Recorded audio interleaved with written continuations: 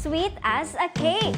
Matapos ang kontrobersyal na pagtatakip sa mukha ni Kim Chiu sa isang tarpaulin, nakatanggap ng sweet letter at bulaklak ang aktres mula sa ini-endorsong bake shop.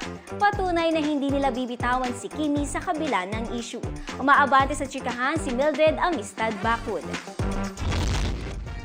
Matapos mabatikos ang madamay sa mainit na away politika, ibinahagi ni Kim Chiu ang larawan na ipinadalang letter sa kanya mula sa management ng ine-endorsong bake shop. Nag-viral kasi last week ang litrato na tinakpan ang mukha ng It's Showtime host sa tarpaulin sa isang brunch sa Davao.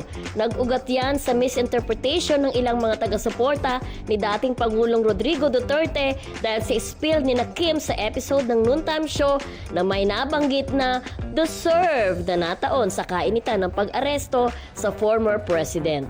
Bagamat nilinaw ni Kim na binasa lang nila ang spill, aminado siyang naapektuhan at napaiyak pa nga sa isang mall show sa Cebu kamakailan lang. Samantala, sa story ni Kim sa IG ay ibinahagi niya ang natanggap na letter na nakasaad na aaksyonan ang naturang insidente kaugnay sa tarpaulin. Nagpaabot din ito ng pagbati sa upcoming movie nila ni Paolo Avellino na My Love Will Make You Disappear.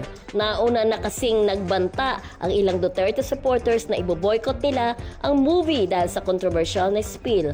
Ako si Mildred Amistad Bacud, ang showbiz kafanay ng Abante Radio. Ito ang balitang mabilis, mabangis, walang mintis.